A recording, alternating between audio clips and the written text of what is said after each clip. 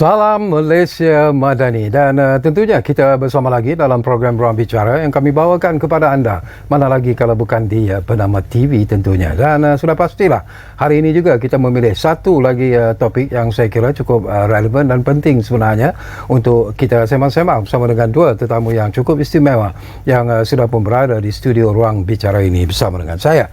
Barat topik yang menjadi pilihan kita ialah community craft, jana pendapatan.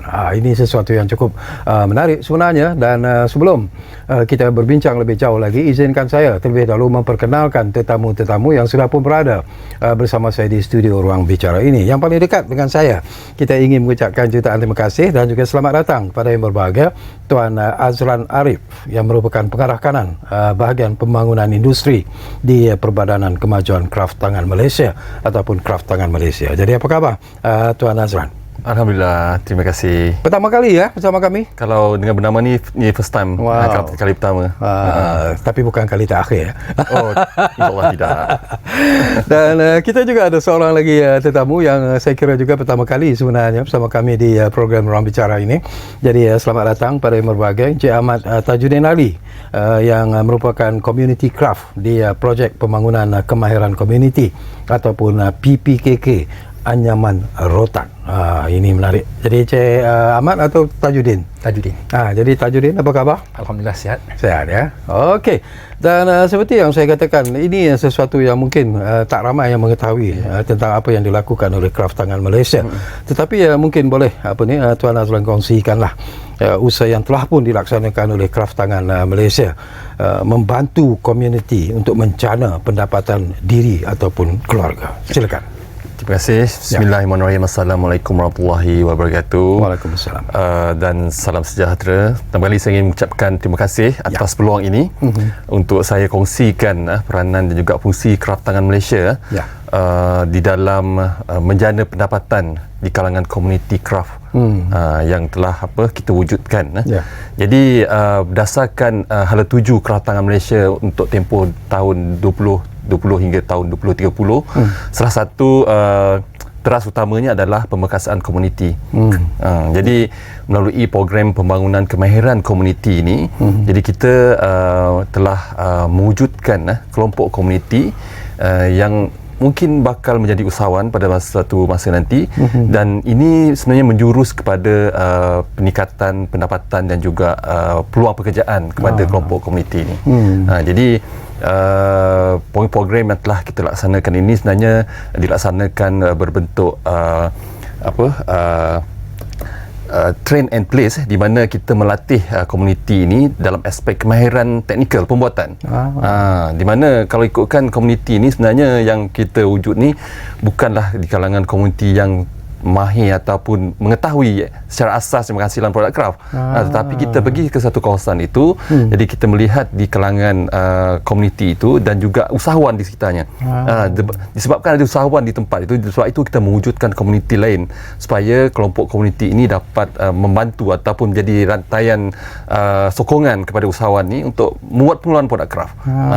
Bagaimana pemilihan dibuat untuk mereka yang mungkin akan menyertai kelompok komuniti ini? Jadi sebenarnya untuk menyertai ataupun kita buat pemilihan di kalangan ataupun untuk menjadi komuniti kraft ini, pertama kali sebenarnya salah satunya adalah mungkin kita melihat di kawasan tersebut sudah ada usahawan kraft sedia ada yang menghasilkan produk-produk seperti anyaman, batik, ukiran, kayu dan sebagainya.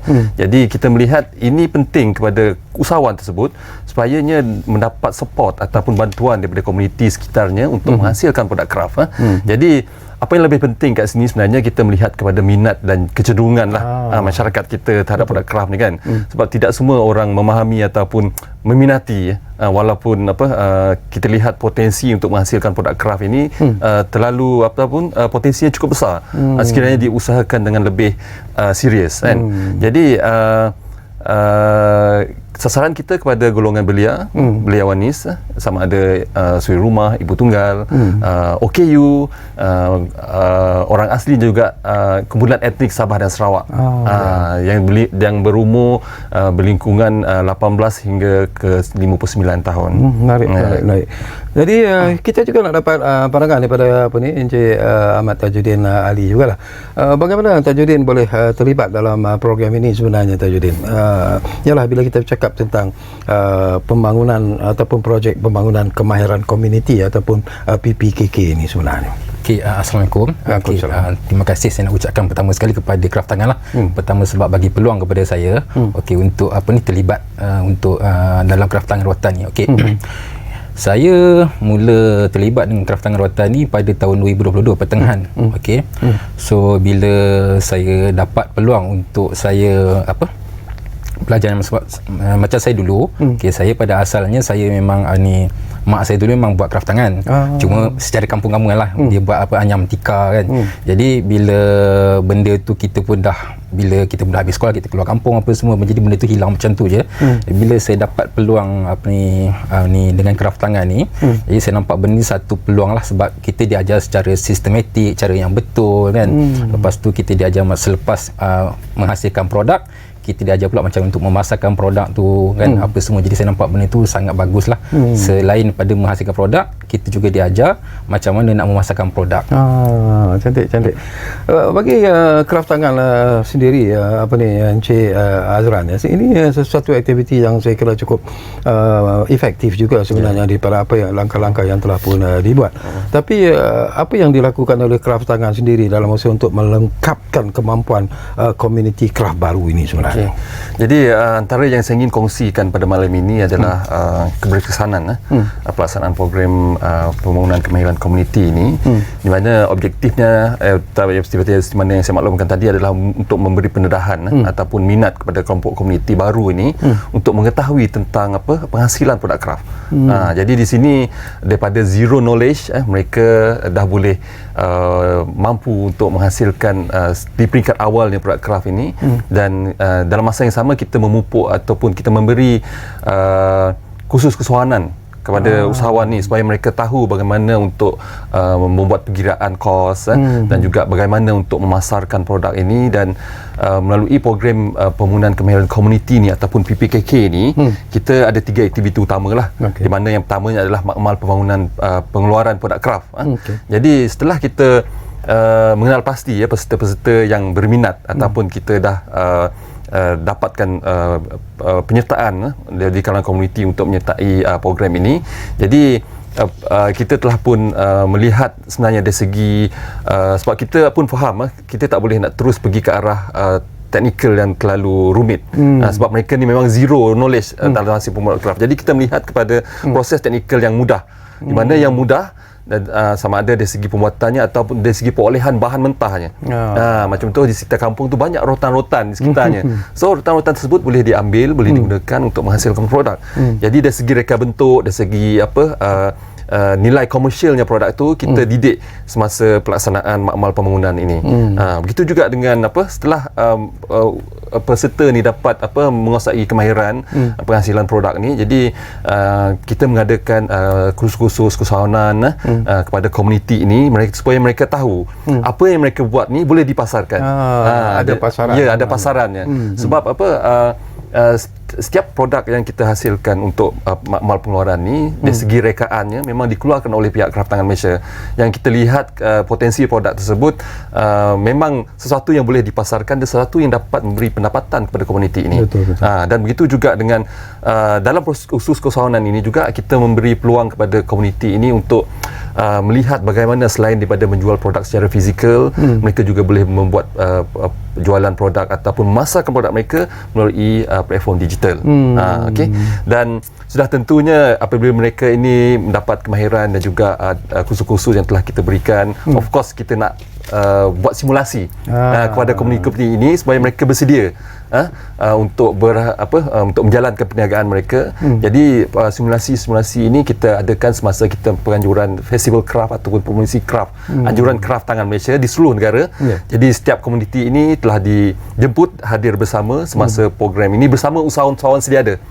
Jadi mereka boleh belajar bagaimana untuk berdepan dengan pembeli dan mereka dapat melihat potensi produk mereka, bagaimanakah maklum balas ataupun feedback daripada pembeli terhadap produk mereka yang mereka hasilkan. Saya juga nak dapat feedback daripada Encik Ahmad Tajuddin jugalah.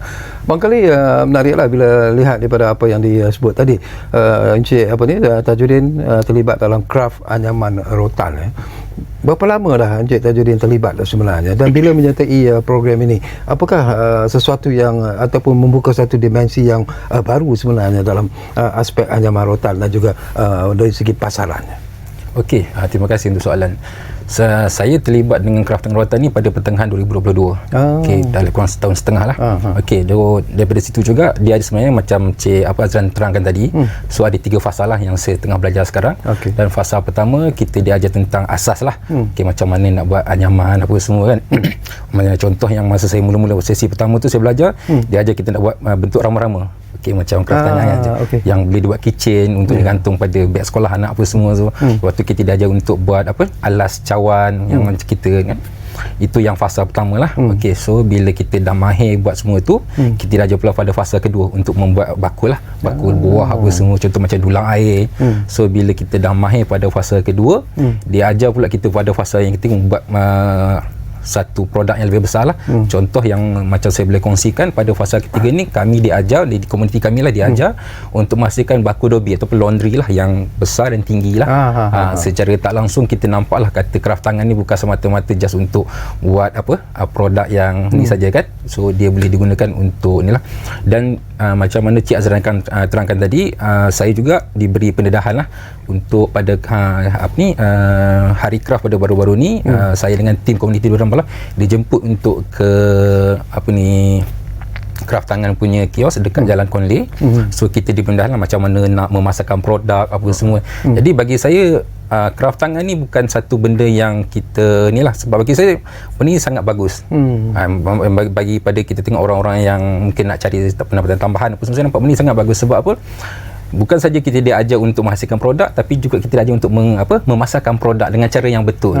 Berapa orang ada dalam komuniti Rembau? Alhamdulillah setakat ni 15 orang, 3 lelaki dan 12 perempuan, dan kebanyakan suri rumah lah.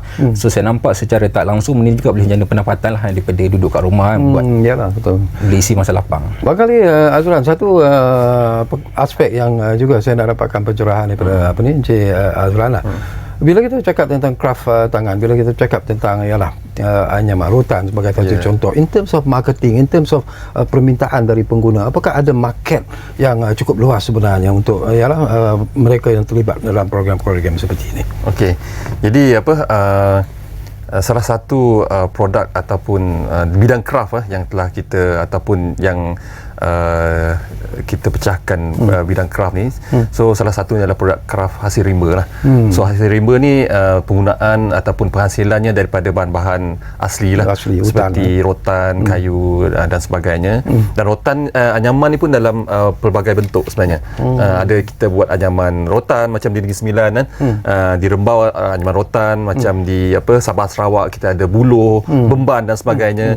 Jadi keunikan produk anyaman ni sebenarnya datang daripada teknik pembuatannya, kehalusan anyaman tersebut, di mana daripada sebilah ataupun rotan yang kita ambil daripada hutan ataupun daripada pokok asalnya tu diproses terlebih dahulu, dan kita lihat bahan-bahan ataupun bahan yang digunakan untuk menganyam ini dibentuk menjadi satu produk yang diguna pakai ataupun produk dijadikan produk utility.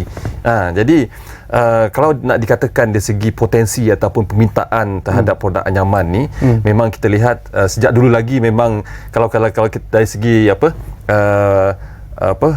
dalam kehidupan kita ataupun dalam masyarakat Melayu sendiri, penggunaan bakul dan sebagainya ni memang menjadi satu keperluan, betul, kan, untuk sama ada kalau dulu kita lihat penggunaan produk anyaman rotan dan sebagainya ni lebih kepada tumpu kepada penggunaan yang begitu terhad, seperti bakul untuk membawa barangan ataupun bakul untuk menyimpan babang keperluan di rumah. Tetapi sekarang ni kita dah ubah ataupun kita dah pergi ke arah produk yang lebih komersial. Macam contoh dari segi anyaman, dari segi produk itu kita lebih ke arah produk boleh diterapkan untuk produk fashion dan sebagainya. Boleh dijadikan bag, boleh dijadikan bag, boleh dijadikan produk hiasan dalaman.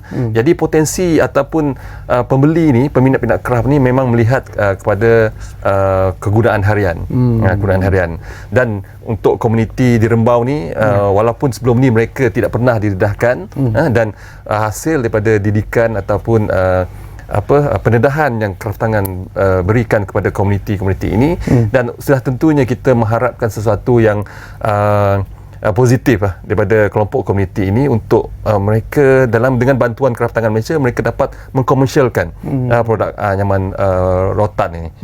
Jadi dari segi aspek pemasaran pun pihak kraft tangan sentiasa membantu, sama ada sekarang ni sama ada melalui aspek pemasaran fizikal, ataupun dan sekarang ni pun kita dah beralih juga kepada aspek pemasaran digital, di mana kita ada platform sendiri, My Craft Shop, khas untuk memasarkan produk-produk kraft tempatan lah. Jadi potensi produk tu memang kita sentiasa kembangkan melalui promosi dan juga pemasaran yang dilaksanakan. Makali Tajuddin, daripada pengalaman anda sendirilah setakat ini, daripada produk-produk yang dihasilkan, bagaimana sambutan daripada masyarakat sendiri? Yalah, dari segi harga barangkali juga menjadi satu persoalan yang menarik jugalah. Kadang-kadang dia kata aduh mahalnya dan sebagainya. Tapi apakah ada sambutan yang di luar jangkaan sebenarnya daripada produk-produk yang dihasilkan daripada anyaman rotan sebagai contoh?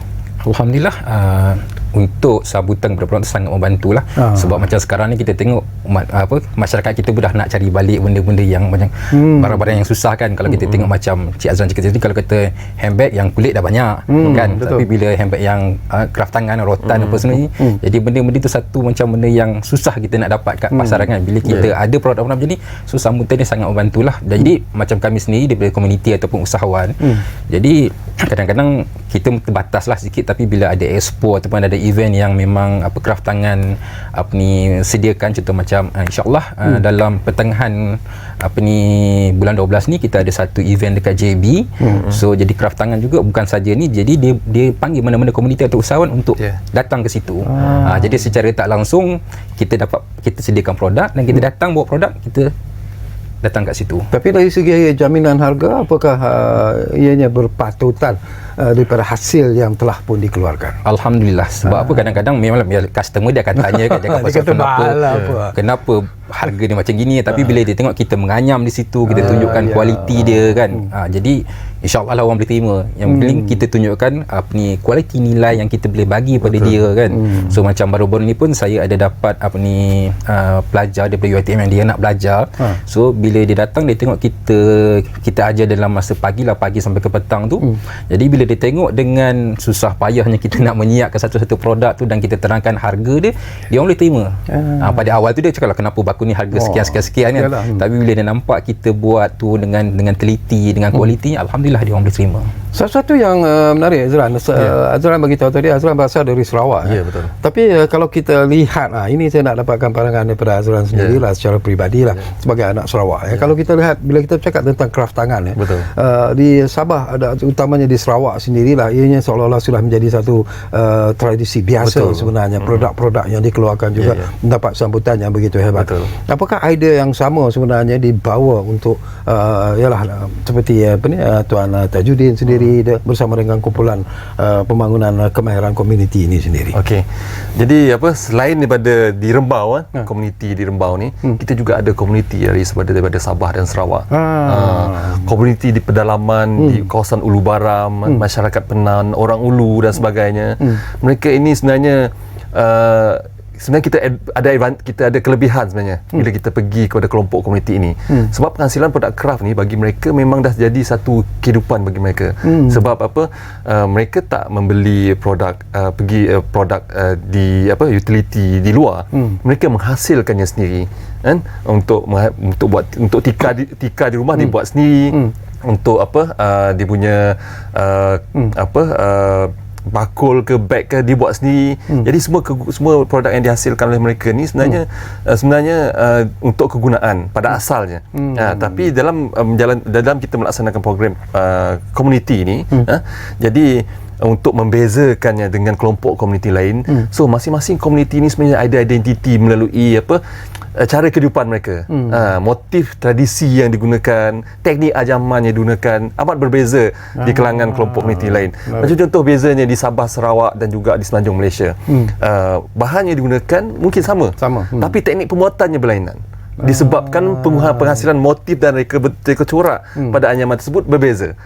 Jadi keunikan bagi setiap produk craft di Malaysia ni memang bergantung kepada keunikan tradisi mereka, motif motif reka corak, reka bentuk, dan yang paling penting sekali, dia ada penceritaan, dia ada macam storytelling di setiap produk ni. Macam contoh di helaian tika anyaman rotan yang dihasilkan oleh masyarakat Penang di Sarawak, dia ada cerita dia. Motif yang digunakan ada merujuk kepada cara kehidupan mereka ataupun benda yang mereka lalui di sekitaran mereka.